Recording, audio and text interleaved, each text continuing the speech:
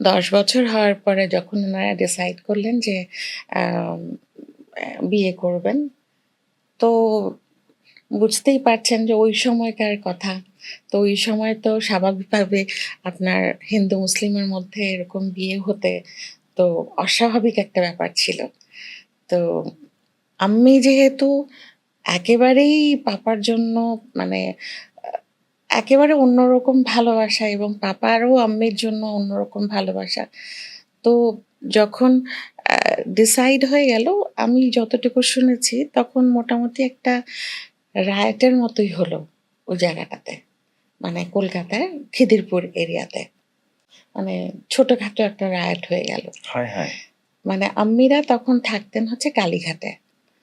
আর পাপারা তো এখনো মানে ওখানে আছে, খিদিরপুরে বাড়ি আছে আমাদের। তো ওই জায়গাটাতে খিদিরপুরে মোটামুটি ছোটখাটো একটা রায়ট হয়ে গেল। যে এরকম হিন্দু মেয়ে তো আসতে পারবে না।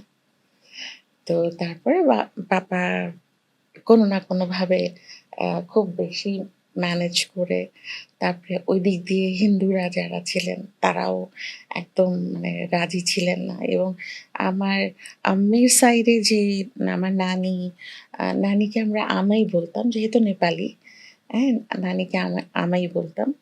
তো আমাই তারপরে হচ্ছে আমার মামা, তারপরে হচ্ছে খালারা যারা ছিলেন তারা মোটামুটি একটু এগেইনস্ট এ ছিল এবং আ খালারা একটু আম্মির ফরে ছিলেন। মানে যেহেতু বোন তো ওইভাবে করে ছিলেন আরকি।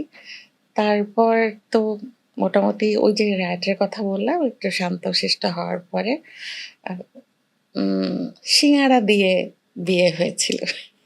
উনাদের সিঙ্গারা দিয়ে? আচ্ছা।